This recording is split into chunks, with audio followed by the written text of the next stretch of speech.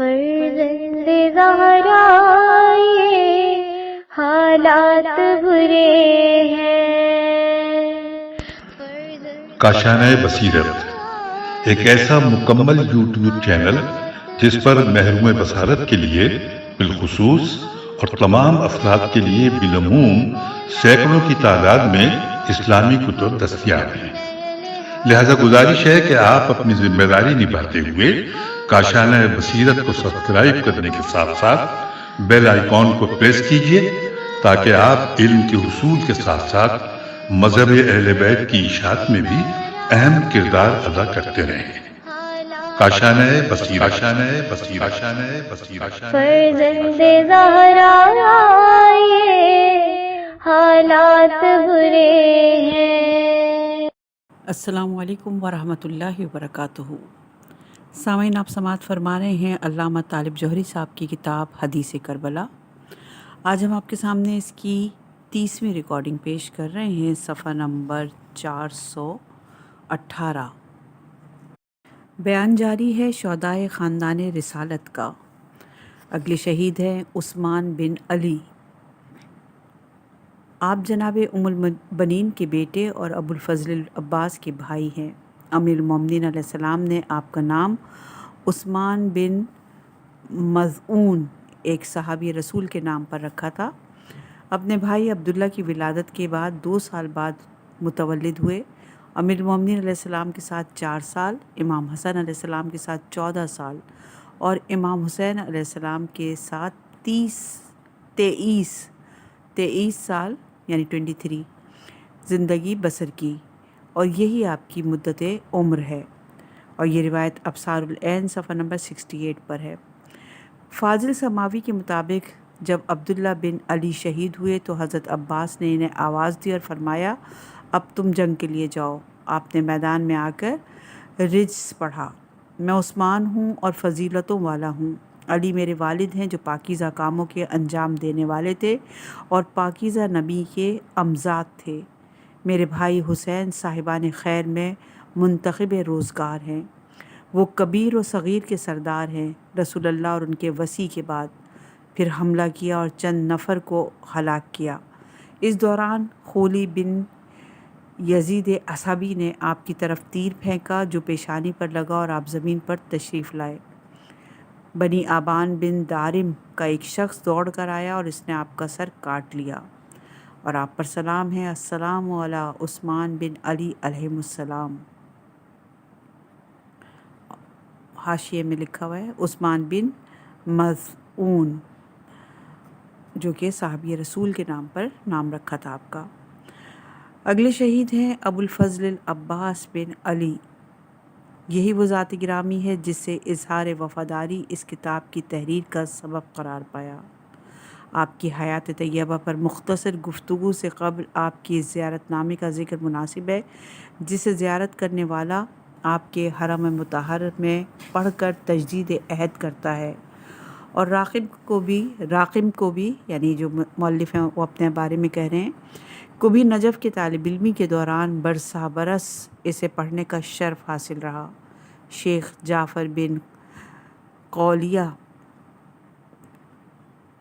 ایک قمی نے اپنی اسناد سے ابو حمزہ صومالی سے روایت کی ہے کہ امام جعفر صادق علیہ السلام نے ارشاد فرمایا کہ روضہ عباس کے دروازے پہ کھڑے ہو کر کہو اللہ کا سلام اور اس کے مقرب فرشتوں کا اور اس کے بھیجے ہوئے نبیوں کا اور اس کے سہلے بندوں کا اور شہیدوں کا اور کامل ترین سچوں کا سلام ہو، اور پاکیزہ ترین درود ہو صبح و شام میں آپ پر، اور اے امیر المومنین کے فرزند، میں گواہی دیتا ہوں کہ آپ نے تسلیم، تصدیق، وفا اور خیر خواہی کا کمال دکھلایا۔ نبی مرسل کے فرزند کے لیے جو رسول کے برگزیدہ سبط اور ذی علم رہنما اور پیغام خدا پہنچانے والے وصی رسول اور مصیبت برداشت کرنے والے مظلوم ہیں، پس اللہ آپ کو اپنے رسول کی طرف سے اور امیر المومنین کی طرف سے اور حسن و حسین صلوات اللہ علیہم کی طرف سے اعلیٰ ترین جزا عطا فرمائے کہ آپ نے صبر کیا، مصائب برداشت کیے اور آل رسول کی مدد کی۔ کیا بہترین دار آخرت ہے آپ کا۔ خدا اپنی رحمت سے دور کرے اسے جس نے آپ کو قتل کیا، اور خدا اپنی رحمت سے دور کرے اسے جس نے آپ کے حق سے جہالت برتی اور آپ کی ہتک کے حرمت کی، اور خدا اپنی رحمت سے دور رکھے اسے جو آپ کے اور فرات کے پانی کے درمیان حائل ہو گیا۔ میں گواہی دیتا ہوں کہ آپ مظلوم قتل کیے گئے، اور اللہ آپ لوگوں کو یقیناً عطا کرے گا جس کا اس نے آپ لوگوں سے وعدہ کیا ہے۔ اے فرزند امیر المومنین، میں آپ کی زیارت کے لیے آیا ہوں، اور میرا دل آپ کا فرما بردار اور تابع ہے، اور میرا وجود آپ کا تابع ہے، اور میں آپ کی نصرت کے لیے تیار ہوں یہاں تک کہ اللہ فیصلہ کرے، اور وہی بہترین فیصلہ کرنے والا ہے۔ میں آپ کے ساتھ ہوں اور پورا آپ کے ساتھ ہوں، آپ کے دشمن کے ساتھ نہیں ہوں۔ میں آپ لوگوں پر اور آپ کے واپس آنے پر ایمان رکھتا ہوں، اور جس نے آپ لوگوں کی مخالفت کی اور آپ کو قتل کیا اس کا انکار کرتا ہوں۔ اللہ ان دشمنوں کو قتل کرے جس نے اپنے ہاتھوں اور زبانوں سے آپ لوگوں کو قتل کیا۔ سلام ہو آپ پر اے عبد صالح، خدا اور رسول اور امیر المومنین اور حسن اور حسین صلی اللہ علیہ وآلہ وسلم کے فرما بردار۔ سلام ہو آپ پر، اللہ کی رحمت اور اس کی برکتوں اور اس کی مغفرت اور رضا کا نزول ہو آپ کی روح اور جسم پر۔ میں گواہ ہوں اور اللہ کو گواہ کرتا ہوں کہ آپ اسی طرح اس دنیا سے تشریف لے گئے جیسے شہدائے بدر اور راہ الہی میں جہاد کرنے والے گئے تھے، اور دین کے وہ خیر خواہ جنہوں نے دشمنان خدا سے جہاد کیا، اولیاء خدا کی نصرت میں کمال تک گئے، اور اللہ کے دوستوں سے دشمنوں کو دفع کیا۔ بس اللہ آپ کو جزا عطا فرمائے، بلند ترین جزائے، کثیر ترین جزا اور مکمل جزا، ایسی بھرپور جزا جو اس نے ایسوں کو دی جنہوں نے بیعت سے وفا کی اور اس کی دعوت پر لبیک کہی اور والیان امر کی اطاعت کی۔ میں گواہی دیتا ہوں کہ آپ نے آخری حد تک خیر خواہی کی اور جد و جہد کی انتہا کر دی۔ بس اللہ آپ کو شہیدوں کے ساتھ اٹھائے اور آپ کی روح کو سعید روحوں کے ساتھ قرار دے، اور اپنی جنت سے اعلیٰ ترین مقام اور بہترین غرفے عطا فرمائے، اور علیین میں آپ کے ذکر کو بلند فرمائے، اور آپ کو انبیاء، صدیقین، شہداء اور صالحین کے ساتھ محشور کرے، اور ان کی رفاقت بہترین رفاقت ہے۔ میں گواہی دیتا ہوں کہ آپ نے کسی قسم کی سستی اور کوتاہی نہیں کی، اور آپ اس راہ نصرت سے اپنے کام کی پوری بصیرت رکھتے ہوئے گزرے ہیں، صالحین کی اقتداء کرتے ہوئے اور انبیاء کا اتباع کرتے ہوئے۔ پس اللہ ہمیں اور آپ کو اور رسول اللہ اور اولیاء اللہ کو جنت کے مقامات عالیہ میں ساتھ رہنے کی توفیق دے کہ وہی مہربانوں میں سب سے زیادہ مہربان ہیں۔ آمین الہی آمین۔ عنوان ہے چند روایات فضائل، اور صفحہ نمبر ہے 422۔ شیخ صدوق نے اپنی اسناد سے ثابت بن ابی صفیہ ابو حمزہ صومالی سے روایت کی ہے، یعنی ابو حمزہ صومالی کا اصل نام ثابت بن ابی صفیہ ہے، کہ امام زین العابدین علیہ السلام نے ایک دن عبید اللہ بن عباس کو دیکھا اور گریہ فرمانے لگے۔ پھر ارشاد فرمایا، رسول اللہ صلی اللہ علیہ وآلہ وسلم پر احد کے دن کے علاوہ اتنا سخت ترین دن نہیں تھا جس دن ان کے چچا حمزہ بن عبد المطلب شیر خدا اور شیر رسول کو قتل کیا گیا۔ پھر موتا کا دن آپ پر سخت تھا جب آپ کے چچا زاد بھائی جعفر بن ابی طالب کو شہید کیا گیا، اور کوئی دن عاشورہ جیسا نہیں تھا کہ 30,000 افراد قتل حسین کے لیے جمع ہوئے تھے، اور وہ سب اپنے کو مسلمان سمجھتے تھے، اور وہ اللہ کی قربت کے لیے ان کا خون بہا رہے تھے، ہر چند کہ امام حسین علیہ السلام انہیں خدا کا خوف دلا رہے تھے، لیکن وہ نصیحت قبول کرنے پر تیار نہیں تھے، یہاں تک کہ انہوں نے آپ کو سرکشی اور دشمنی اور ظلم سے شہید کر ڈالا۔ پھر آپ نے ارشاد فرمایا، خدا ابو الفضل العباس پر رحمت نازل فرمائے کہ انہوں نے ایثار کیا اور وہ آزمائے گئے، اور انہوں نے اپنے بھائی پر اپنی جان کو فدا کر دیا، یہاں تک کہ ان کے دونوں ہاتھ جدا ہو گئے۔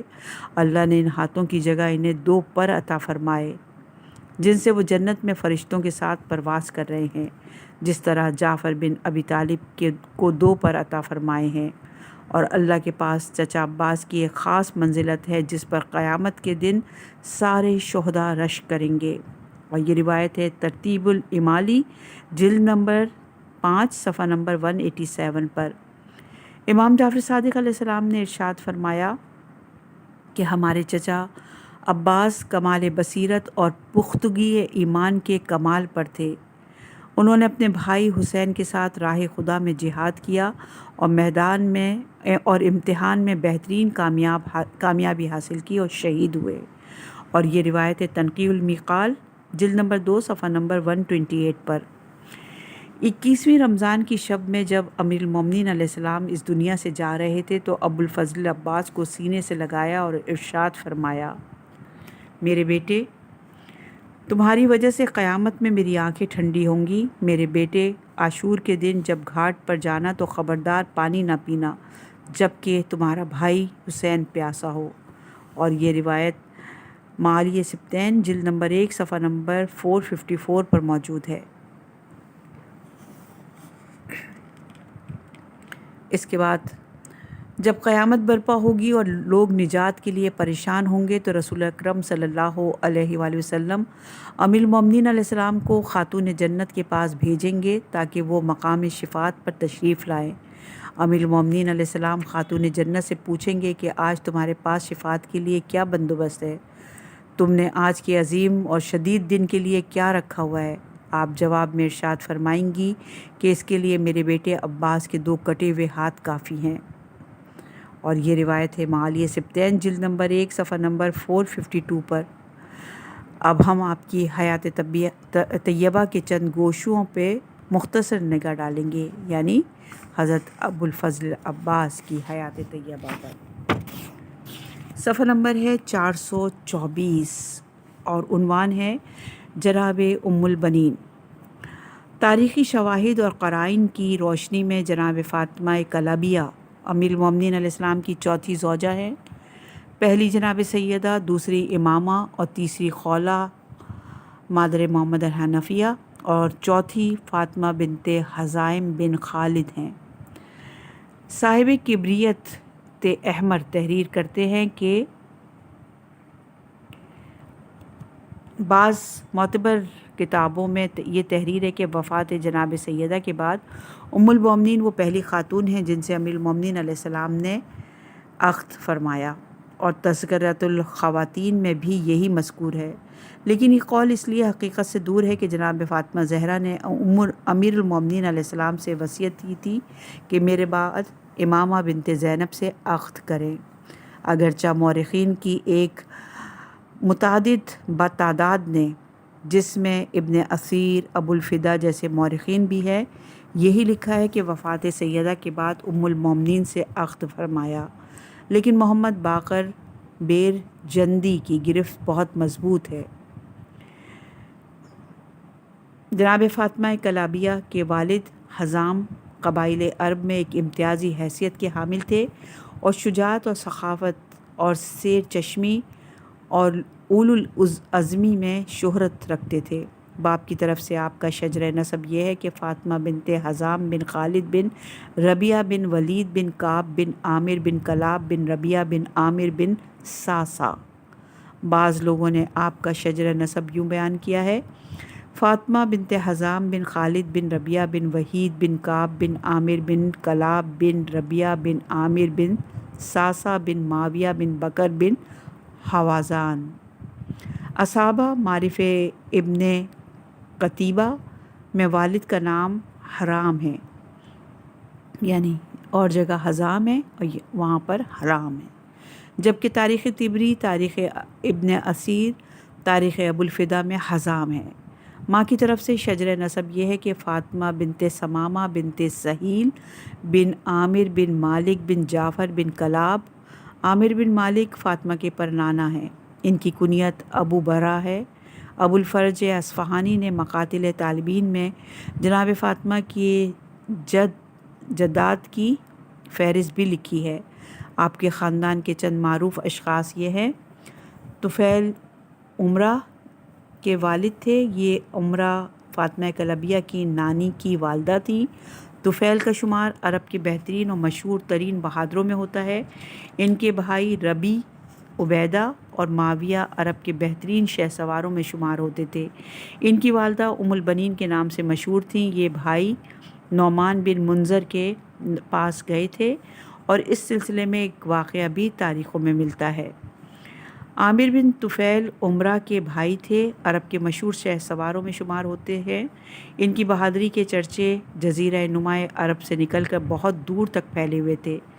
قیصر روم کے دربار میں جب عربوں کا کوئی وقت پہنچتا تھا تو اگر ان میں کوئی عامر کا رشتہ دار ہوتا تھا تو قیصر روم اس کی عزت کرتا تھا، ورنہ توجہ نہیں کرتا تھا۔ عامر بن مالک فاطمہ کلابیہ کے جد دوئم تھے۔ یہ عرب کے شہ سواروں اور دلوروں میں بہت شہرت رکھتے تھے۔ ان کا لقب ملاب السنا یعنی نیزوں سے کھیلنے والا۔ ان کے بارے میں ایک عرب شاعر کا شعر ہے کہ عامر نیزوں کے انیوں سے کھیلتے ہیں اور انہوں نے لشکروں کے پھیلے ہوئی توانائیوں کو اپنے اندر جمع کر لیا ہے۔ اگلا صفحہ ہے اور صفحہ نمبر 426 اور عنوان ہے ازواج۔ علامہ مامقانی کی روایت کے مطابق امیر المومنین علیہ السلام کے بھائی عقیل، جو عرب کے انساب کے ماہر اور بہترین شجرہ داں تھے، ان سے امیر المومنین علیہ السلام نے ایک دن ارشاد فرمایا: آپ میرے لیے ایک ایسی خاتون کا انتخاب کریں جو عرب کے بہادروں کی بیٹی ہو، جس سے میں عقد کروں، اور وہ میرے لیے ایک بہادر بیٹا پیدا کرے جو کربلا میں میرے بیٹے حسین کا مددگار ہو۔ عقیل نے جواب میں کہا کہ آپ ام البنین کلابیہ سے شادی کریں، اس لیے کہ یہ وہ خاتون ہے کہ ان کے آباء و اجداد سے بہتر عرب میں بہادر اور شہ سوار نہیں گزرے۔ پھر عقیل نے اس خاندان کی تعریف کرتے ہوئے یہ جملہ بھی کہا کہ اسی قبیلے میں ملاب الاسنا ابو برا بھی گزرے ہیں۔ یہ وہ ہیں کہ عربوں میں شجاعت کے اعتبار سے ان کا کوئی مثل اور نظیر نہیں ہے۔ رجال مامقانی کے یہ کلمات لفظ عباس کے ذیل میں ہیں اور لفظ ام البنین کے ذیل میں ایک جملے کا یہ اضافہ ہے کہ یعنی امیر المومنین کو چھوڑ کر پورے عرب میں ملاب السنا برا کا کوئی مثل و نظیر نہیں ہے۔ لیکن اس مقام پر کربلا اور حسین کا تذکرہ نہیں ہے۔ اور یہ روایت ہے تنقیح المقال جلد نمبر 2 صفحہ نمبر 128 پر۔ صاحب ریاض لکھتے ہیں کہ علی نے عقیل کی نشاندہی کے بعد انہیں اپنا وکیل بنا کر اور مہر کی کثیر رقم دے کر قبیلہ کلاب کی طرف روانہ کیا۔ عقیل حزام کے گھر پہنچے اور صدر مجلس میں تشریف فرما ہوئے۔ ابتدائی گفتگو کے بعد حزام سے فاطمہ کلابیہ کے رشتے کا ذکر کیا۔ حزام نے پوچھا کہ آپ کس کی طرف سے رشتہ لے کر آئے ہیں؟ عقیل نے کہا علی کی طرف سے۔ حزام یہ سن کر بے انتہا خوش ہوئے، اٹھ کر اندر گئے اور بیٹی کو بلا کر پس پردہ بیٹھنے کا حکم دیا۔ پھر بیٹی نے کہا عقیل تمہارے لیے علی کا رشتہ لائے ہیں، کیا تم راضی ہو؟ فاطمہ کلابیہ نے کہا اے عرب کے سردار، میں نے ہمیشہ اپنے خدا سے یہ دعا کی کہ مجھے ایک بے مثل اور بے نظیر شوہر عطا فرما۔ الحمدللہ کہ اس پروردگار نے میری دعا کو قبول فرمایا، لیکن چونکہ بیٹی کا اختیار باپ کے ہاتھوں میں ہے لہٰذا میرے والد ہی فیصلہ کریں گے۔ عقیل نے حزام سے پوچھا کہ آپ کا فیصلہ کیا ہے؟ حزام نے اپنی خوشنودی اور رضامندی کا اظہار کیا اور عقیل نے نکاح پڑھ کر ازواج مقدس کی تکمیل کر دی۔ یہ روایت بھی تنقیح المقال جلد نمبر 3 صفحہ نمبر 70 پر موجود ہے۔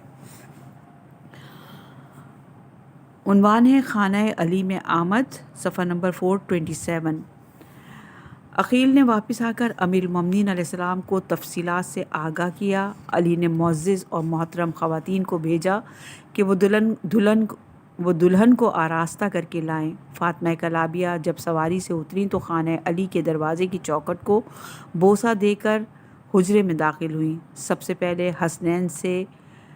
حسنین کے گرد 3 بار پھریں، پھر بچوں کے سر و صورت کا بوسہ دیا اور گریہ کرتے ہوئے کہا کہ شہزادوں، میری کنیزی کو قبول کرو، میں اس گھر میں تمہاری خدمت کے لیے آئی ہوں۔ صاحب ریاض کا قول ہے کہ شہزادوں کی ایسی خدمت کی جیسی خدمت کوئی حقیقی ماں بھی اپنے بچوں کی نہیں کرتی، اور یہ روایت ریاض القدس جلد نمبر 2 صفحہ نمبر 81 پر ہے۔ ایک دن فاطمہ کلابیہ نے علی سے درخواست کی کہ آپ مجھے فاطمہ کہہ کر نہ پکارا کریں، اس لیے کہ شہزادی فاطمہ الزہرا کے بچوں کو اپنی ماں اور ان کے مصائب یاد آ جاتے ہیں اور وہ غمگین ہو جاتے ہیں۔ علی نے یہ درخواست قبول فرمائی۔ ولادت عباس صفحہ نمبر 427 ہی ہے۔ صاحب ریاض القدس کے مطابق ام البنین کے خانہ علی میں آنے کے 1 سال کے بعد پہلے فرزند کی ولادت ہوئی، اور یہ روایت بھی ریاض القدس جلد نمبر 2 صفحہ نمبر 81 پر ہے۔ بعض محققین کے مطابق ام البنین نے بچے کو سفید پارچے میں لپیٹ کر علی کی آغوش میں دیا۔ آپ نے اپنی زبان مبارک سے بچے کی آنکھیں، کانوں اور دہن کو مسک فرمایا، پھر داہنے کان میں اذان فرمائی اور بائیں کان میں اقامت کہی۔ امیر المومنین علیہ السلام نے ام البنین سے پوچھا کہ آپ نے اس بچے کا نام کیا رکھا؟ جواب دیا کہ میں نے آج تک کسی کام میں آپ پر سبقت نہیں کی، آپ اپنی مرضی سے اس بچے کا نام رکھیں۔ علی نے فرمایا کہ میں نے اس کا نام اپنے چچا عباس بن عبد المطلب کے نام پر عباس رکھا۔ عباس کے معنی شیر اور شیر دل جوان کے ہیں، اور یہ روایت ہے بحوالہ خصائص عباسیہ ابراہیم کلاباسی صفحہ نمبر 118 پر۔ صاحب کبریت احمر نے یہ لطیف رخ تحریر کیا کہ علی نے ام البنین سے شادی کے سلسلے میں جس جذبے کا اظہار کیا تھا، حسین کی نصرت کے لیے ایک جوان مرد لڑکا پیدا ہو، غالباً اسی جذبے نے پیدا ہونے والے بچے کا نام عباس رکھوایا، اور یہ روایت کبیرت احمر جلد نمبر 3 صفحہ نمبر 24 پر ہے۔ پھر عباس کے ہاتھوں کا بوسہ دیا اور ان کے قلم ہونے کا ذکر بھی فرمایا۔ قریبی عہد کے سیرت نگاروں میں سے پیشتر کے نزدیک عباس کی تاریخ ولادت 4 شعبان سن 26 ہجری ہے، اور علی نے پیدائش کے 8ویں دن بچے کا عقیقہ کیا۔ حسنین کے عقیقوں کی طرح عباس کے عقیقے پر بھی گوسفند ذبح کروایا۔ عنوان ہے نظر بد سے تحفظ۔ علامہ باقر شریف قرشی نے تحریر کیا کہ جناب ام البنین کو ابو الفضل عباس سے اتنی شدید محبت تھی کہ وہ ان کے لیے یہ اشعار پڑھا کرتی تھیں: میں اپنے عباس کو اللہ کی پناہ میں دیتی ہوں ہر حسد کرنے والی آنکھ سے، اور حسد کرنے والے کھڑے ہوں یا بیٹھے ہوں، مسلمان ہوں یا منکر ہوں، جاننے والے ہوں یا آنے والے ہوں، بیٹے ہوں یا باپ ہوں۔ اس واقعے سے یہ نہیں معلوم ہوتا تھا کہ یہ اشعار ابو الفضل کی عمر کے کس دور سے تعلق رکھتے ہیں، البتہ اپنی ساخت میں لوری سے زیادہ مشابہ ہے۔ اور عنوان ہے کنیت۔ فاضل قرشی کے مطابق عباس اپنے بیٹے فضل کی نسبت سے ابو الفضل کہلائے۔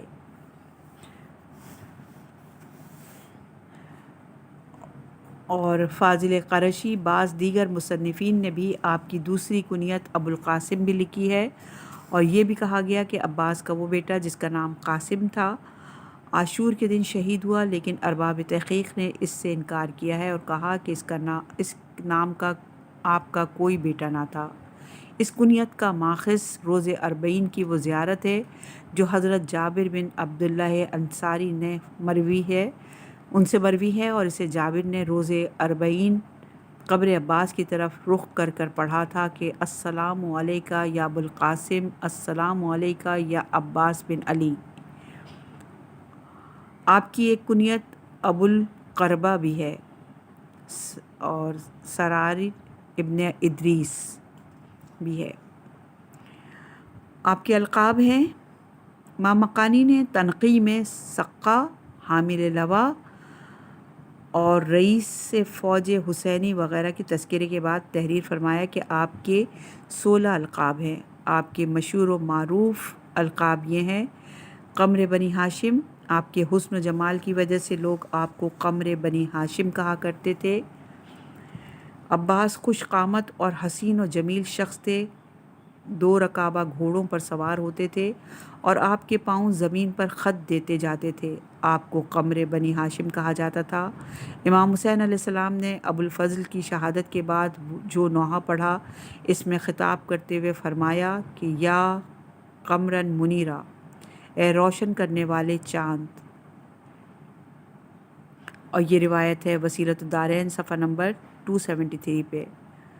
بطل القمی، یہ آپ کا دوسرا لقب ہے۔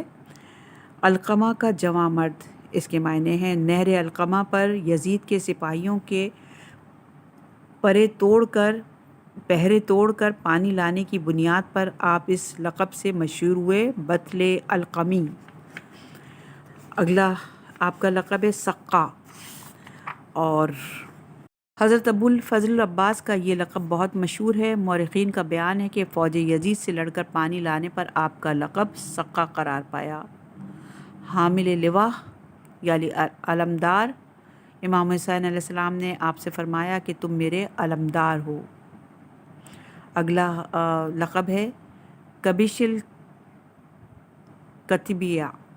عرب شاعر نے امام حسین علیہ السلام کی زبان حال نظم کہی، اور اس میں آپ کا نام عباس، کبش، کتیبتی و کنانتی۔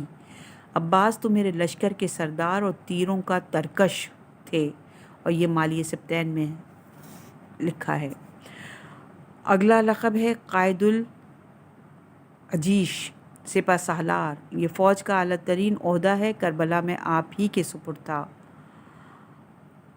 اگلا لقب ہے حامی الزئینہ، خواتین اہل حرم کی حفاظت کرنے والے۔ عرب شاعر نے کہا عباس یا حامی الزئینہ والحرم بحکام قد نامت سکینہ بالحرم۔ اے عباس، تم خواتین اہل حرم کے محافظ اور نگہبان تھے، تمہاری حفاظت کی چھاؤں میں سکینہ خیمے میں سوتی تھی، اور یہ مالیہ سبتین میں موجود ہے۔ اگلا لقب ہے باب الحسین۔ حسینی جماعت میں جس کو بھی کوئی کام ہوتا تھا وہ حضرت ابو الفضل عباس سے مدد چاہتا تھا، اور امام حسین علیہ السلام تک بات پہنچانے کا وسیلہ ہی آپ تھے۔ مستجار، اگلا لقب یہ ہے مستجار، پناہ دہندہ۔ مشہور مرثیہ گو شاعر شیخ محمد رضا ازہری نے اپنے ایک مرثیے میں یہ مصرع لکھا: یوم ابو الفضل الاستجار بالہدیٰ۔ عاشور کے دن مرکز ہدایت امام حسین علیہ السلام نے ابو الفضل عباس کے پاس پناہ لی۔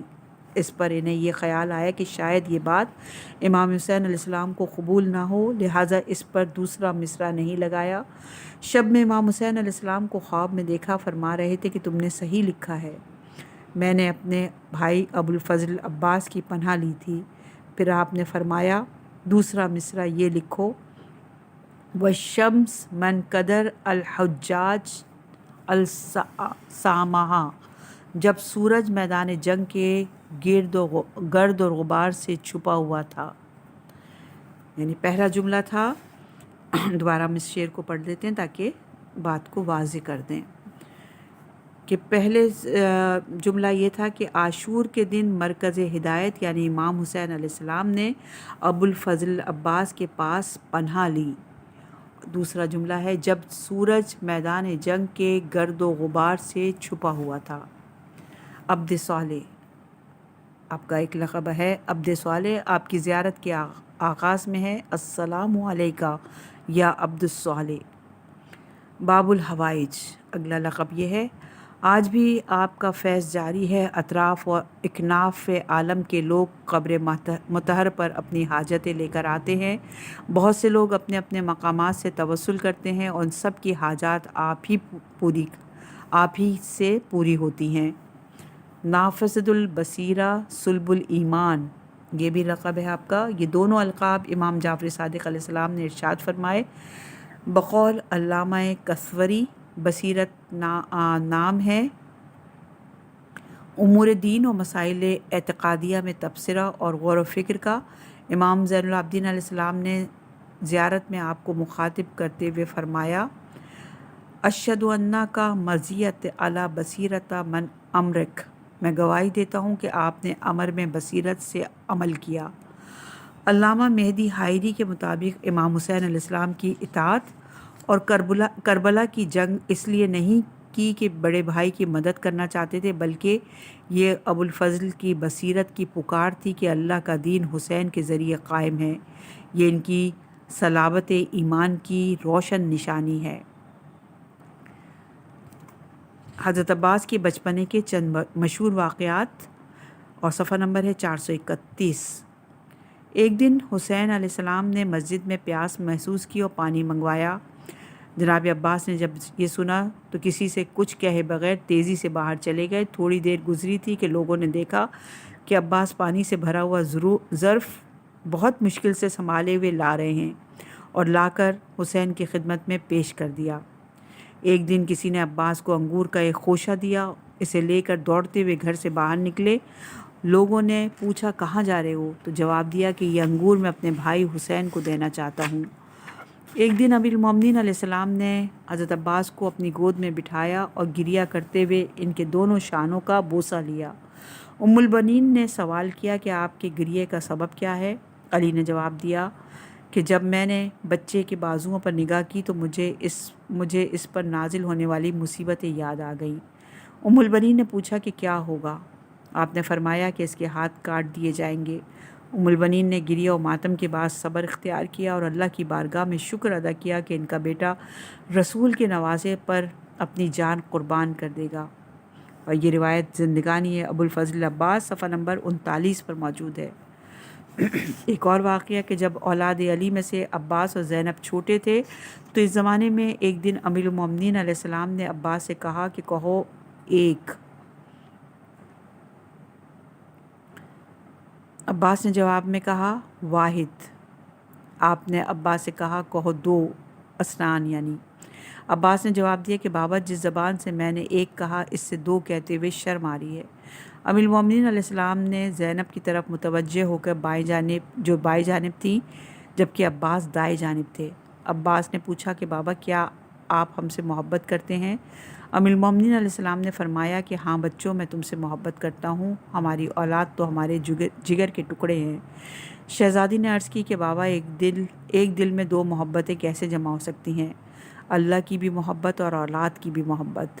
تو ہم سے جو محبت ہے وہ آپ کی شفقت ہے، اور اللہ سے جو محبت ہے وہ خالص محبت ہے۔ یہ سن کر ان بچوں سے امیر المومنین علیہ السلام کی محبت میں اور اضافہ ہو گیا۔ اور یہ روایت ہے مستدرک الوسائل جلد نمبر 2 صفحہ نمبر 635، کتاب النکاح از مجموعہ شہید میں بھی یہ روایت ہے۔ اس روایت میں حضرت ابو الفضل عباس اور شہزادی زینب کے بچپنے کے حوالے سے واقعہ نقل کیا گیا ہے۔ اس موقع پر صاحب کبریت احمر کے بیان کا محاصل یہ ہے کہ شہزادی زینب حضرت ابو الفضل عباس سے تقریباً 20 سال بڑی تھیں، لہٰذا ایک بات تو یہ ہو سکتی ہے کہ دونوں بچوں کے ساتھ دو مختلف زمانوں میں یہ واقعات پیش آئے ہوں اور راوی نے انہیں ایک ساتھ جمع کر دیا ہو، یا اس روایت میں شہزادی زینب سے مراد زینب صغریٰ ہوں۔ یہ بھی ایک امکان ہے کہ دونوں بچے دائیں بائیں بیٹھے ہوں، ابو الفضل کا بچپن ہو اور شہزادی کا دور رشد و کمال ہو۔ اور یہ روایت کبریت احمر جلد نمبر 3 صفحہ نمبر 16 پر ہے۔ اس کا ثبوت یہ ہے کہ شہزادی کی گفتگو میں شعور کی پختگی نمایاں ہے۔ اگلا عنوان ہے علم اور فقاہیت، اور صفحہ نمبر ہے 433۔ جناب ام البنین کا عالمہ اور شاعرہ ہونا کتابوں میں مذکور ہے۔ صاحب کنز المصائب کے بیان کے مطابق حضرت عباس نے صغیر سنی میں ہی اپنے والد، اپنی والدہ اور اپنے بھائی بہنوں سے کثیر علم حاصل کر لیا تھا، اور یہ روایت ہے معالیہ سبتین جلد نمبر 1 صفحہ نمبر 431 پر۔ علامہ محمد باقر جندی نے تحریر فرمایا کہ ابو الفضل عباس سلام اللہ علیہ اہل بیت کے علماء فقہاء میں اکابر میں سے تھے، بلکہ عالم غیر متعلم تھے، اور ان کا عالم و فاضل ہونا اس بات کے منافی نہیں ہے کہ انہوں نے اپنے والد سے روایت کی ہے۔ اور یہ روایت بھی کبیرت الاحمر جلد نمبر 3 صفحہ نمبر 45 پر ہے۔ فاضل مکرم نے معصومین سے ایک روایت نقل کی ہے کہ عباس کو علم اس طرح بھرایا گیا تھا جس طرح طائر اپنے بچے کو دانہ بھراتا ہے۔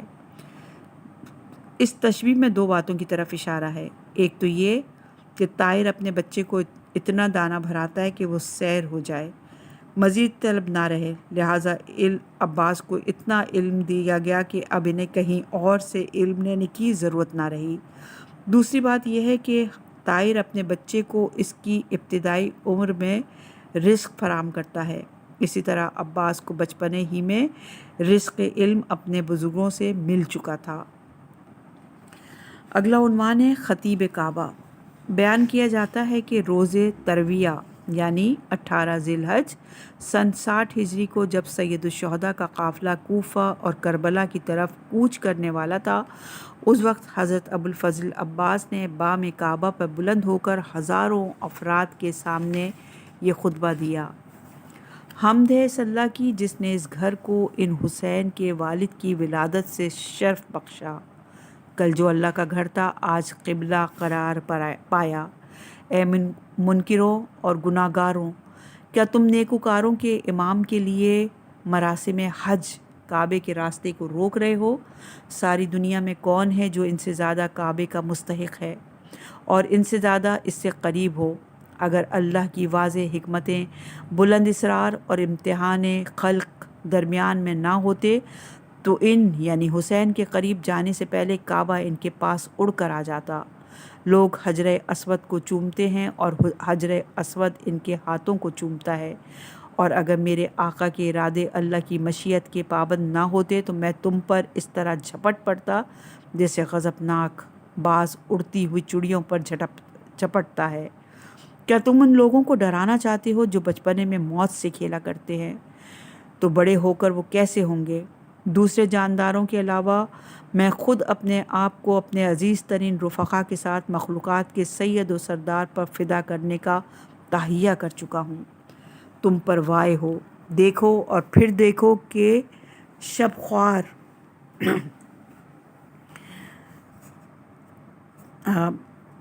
دیکھو اور پھر دیکھو شراب خوار کون ہے اور حوض و کوثر کا مالک کون ہے؟ وہ کون ہے جس کے گھر میں بدمست مغنی ہے، اور وہ کون ہے جس کے گھر میں وحی و قرآن کا ڈیرا ہے؟ وہ کون ہے جس کے گھر میں لاہ نجاست کا پڑاؤ ہے، اور وہ کون ہے جس کے گھر میں تطہیر اور آیات کا قیام ہے؟ تم اسی دھوکے میں مبتلا ہو جس میں قریش مبتلا تھے کہ وہ رسول اللہ صلی اللہ علیہ وآلہ وسلم کو قتل کرنا چاہتے تھے، اور تم بھی اپنے نبی کی بیٹی کے بیٹے کو قتل کرنا چاہتے ہو، اور جب تک امیر المومنین زندہ تھے ان کے لیے رسول کا قتل ممکن نہ ہوا، اور جب تک میں زندہ ہوں ابو عبداللہ حسین کا قتل کیسے ممکن ہے؟ اللہ تمہیں تمہارے مقصود تک نہ پہنچائے اور تمہیں اور تمہاری اولاد کو پرگاندہ اور منتشر کر دے، اور تمہیں اور تمہارے اجداد کو اپنی رحمتوں سے دور رکھے۔ حضرت ابوالفضل عباس سے منسوب اس خطبے سے بر صغیر کے خواص کسی حد تک آشنا تھے، لیکن دیگر حلقوں میں اس کا سراغ نہیں ملتا تھا۔ حال ہی میں کتب خانہ ناصریہ لکھنؤ کے حوالے سے شہر قم سے شائع ہوا ہے، جس کے دباچہ میں حبیب محترم دانشمند معظم علی اکبر مہدی پور دام فاضلہ نے یہ تحریر فرمایا ہے کہ اس خطبے کا ماخذ مناقب السادۃ الکرام تالیف سید عین العارفین ہندی ہے، جس تک رسائی نہ ہونے کے سبب خطبے کے اسناد پر گفتگو ممکن نہیں ہے، لیکن بلندی مضامین اور جزالت اسلوب سے اندازہ ہوتا ہے کہ یہ خطبہ جناب ابوالفضل عباس ہی کا ہے۔ اور یہ روایت خطیب کعبہ صفحہ نمبر 31 پر موجود ہے۔ ابوالفضل عباس کی ذات گرامی سے منسوب ہونے کے سبب یہاں نقل کیا گیا اور آپ لوگوں کی سماعتوں تک پہنچایا گیا۔ میرے خیال میں استناسخ یا کتابت میں سہو کا کس قدر امکان ہو سکتا ہے، واللہ عالم الصواب۔